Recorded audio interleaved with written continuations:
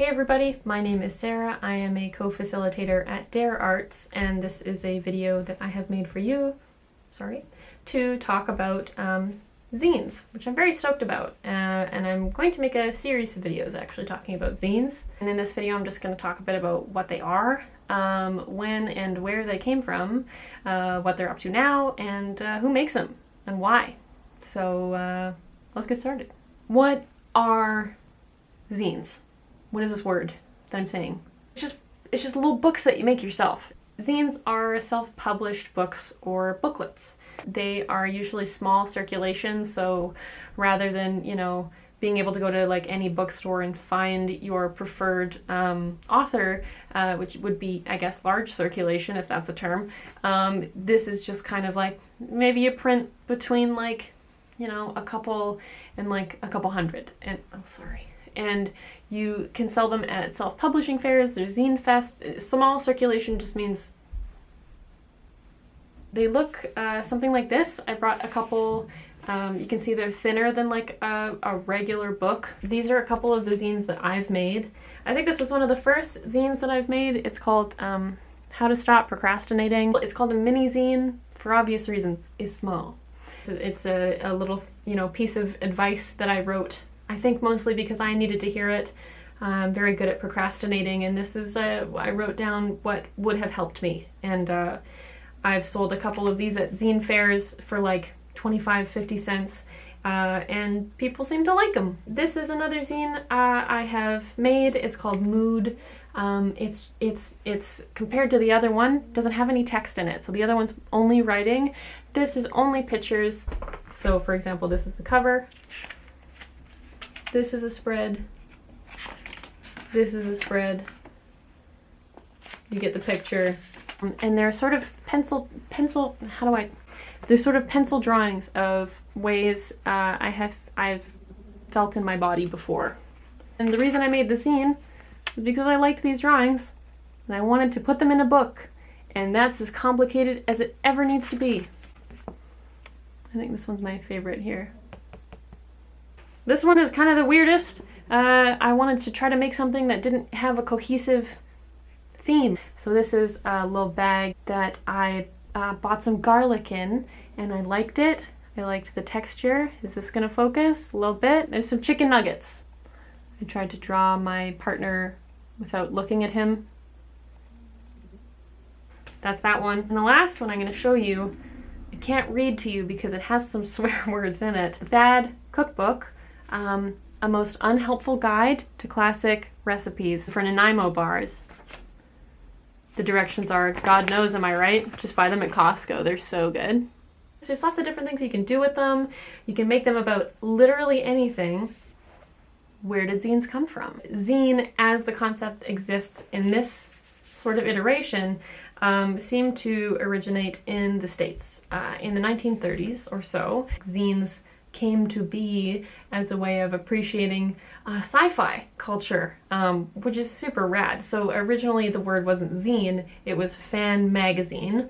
You can kind of see where it started. And that became fanzine, and then fan kind of fell off and just became zine. Don't say Zine, please. It was really valuable and continues to.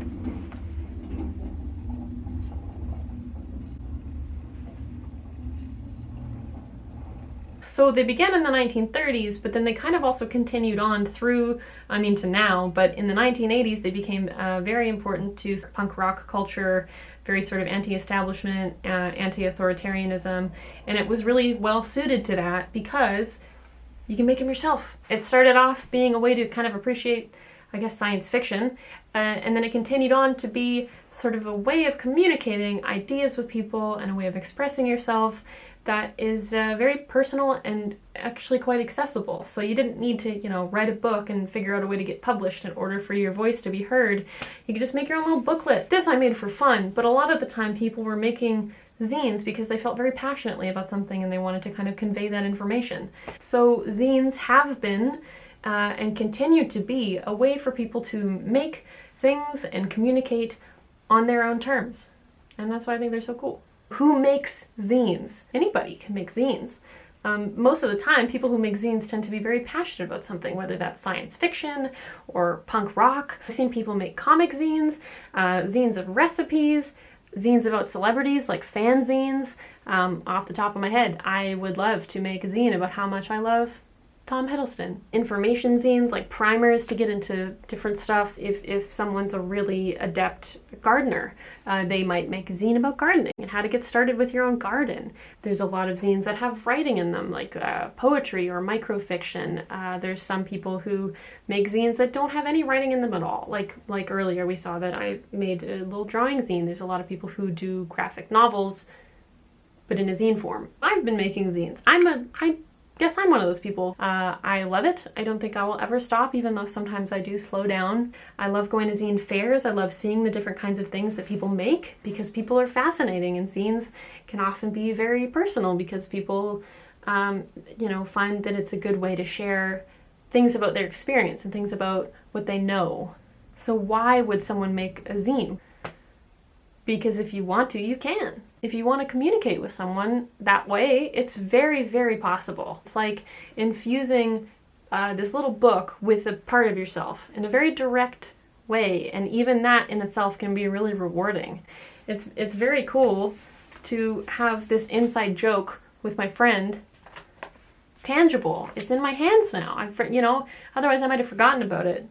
I still think it's hilarious. I wish everyone on the planet made zines. So if you're watching this and you have an idea of something that you might like to make a zine about, for fun, or because you feel passionate about it, or because you think people might benefit from having the information that you have, write it down on any piece of paper, or maybe a note on your phone. If you're watching this and you're thinking, oh, she's probably talking to someone who's not me right now, if you are watching this, I am talking to you. I want to read your zine. I want to see what you would make. So please consider writing it down. Maybe if you keep that piece of paper hanging around, it might turn into a list. That's most of what I wanted to cover in today's video, and ask, kind of in this roundabout way, what you might want to make. So next week, we're going to talk about what we can do with that idea. All we're going to do this week is just write it down and marinate in the possibilities. Thank you so much for watching. I applaud your curiosity, and I look forward to talking to you soon.